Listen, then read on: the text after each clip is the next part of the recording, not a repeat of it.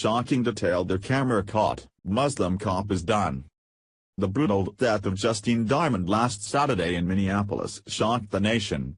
Diamond, an Australian native and engaged teacher, called the police to where she was eventually shot and killed because she thought someone else might have been in danger.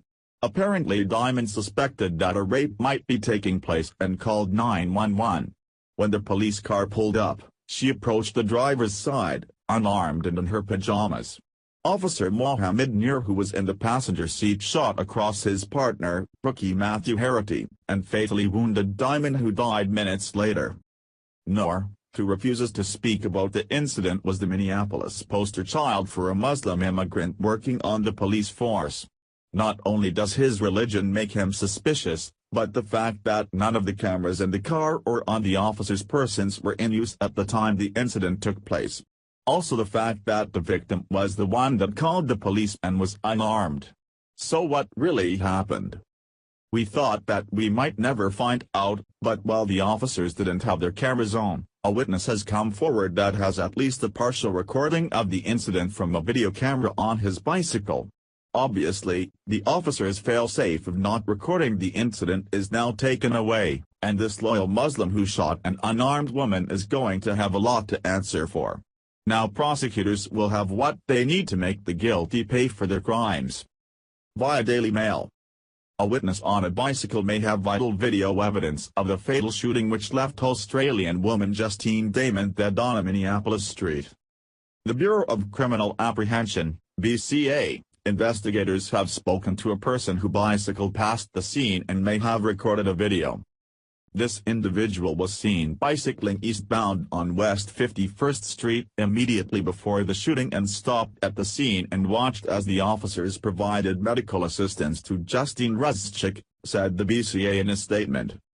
A source in possession of direct knowledge of the investigation confirms the witness caught part of the fatal encounter on video, the Star Tribune reported. Mohammed Nur, the police officer who fired the fatal shots, is yet to break his silence. Officer Nur's attorney has not provided any update about when, if ever, an interview would be possible, the BCA said. Under the law, the BCA cannot compel the testimony of the officer. Just hours after the Minneapolis police chief was forced to resign on Friday over the fatal shooting of an Australian woman, outraged protesters took over the mayor's City Hall press conference and called for her resignation. "We do not want you as our mayor," a protest yelled at Mayor Betsy Hodges, who asked for the resignation of Police Chief Janie Harta following the police-involved shooting death of Justine Diamond on Saturday night. "You have been ineffective as a leader and we want you to take your staff with you because they have terrorized us enough," the man yelled as protesters in the room called for justice for Justine. "I have heard you, and I have listened," Mayor Hodges said as she attempted to calm the crowd, but she was immediately interrupted as the man continued to yell, "You have failed us since you've been in office. Stop killing us." The crowd of protesters then started chanting, Bye Betsy," as the mayor was escorted out of the press conference. Justine Diamond was killed Saturday night after calling 911 to report a possible sexual assault near her home in South Minneapolis, when responding officer, Mohammed Nur, shot her from his squad car. "Justine didn't have to die. This should not have happened," Harta said in a press conference on Thursday. In a statement posted to the police department's website earlier on Friday, Harta said, "I've decided I am willing to step aside to let a fresh set of leadership eyes see what more can be done for the MPD to be the very best it can be." Last Saturday's tragedy, as well as some other recent incidents, have caused me to engage in deep reflection, Harta said in her statement. "Despite the MPD's many accomplishments under my leadership over these years and my love for the city, I have to put the communities we serve first."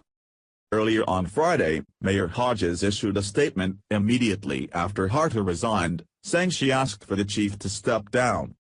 "As far as we have come, I've lost confidence in the chief's ability to lead us further, and from the many conversations I've had with people around our city, especially this week, it is clear that she has lost the confidence of the people of Minneapolis as well," Hodges said. "For us to continue to transform policing, and community trust in policing. We need new leadership at MPD, the statement read. In conversation with the chief today, she and I agreed that she would step aside to make way for new leadership. I asked Chief Hardo for her resignation, she tendered it, and I have accepted it, Hodges said. The mayor also announced her nomination for the new police chief. I will nominate current Assistant Chief Medaria Rondo Ridento as Minneapolis' next police chief, she said. Damond was at home Saturday night when she called 911 to report a noise and a possible assault in an alley near her home. Diamond has been described by everyone as being a kind person with a desire to help everyone she could. Her life was cut short by someone who at the very least grossly misused their power, and at worst was carrying out a personal religious vendetta, and we let it happen. We as Americans have been bullied into thinking that tolerance must be worshipped as the holy grail of attributes to attain, and we let someone with violence indoctrinated into him have a gun and be set loose on the streets. Justice dictates that this man pays for his crimes. Reason and logic demand that we face the facts about how this happened and make sure it never happens again.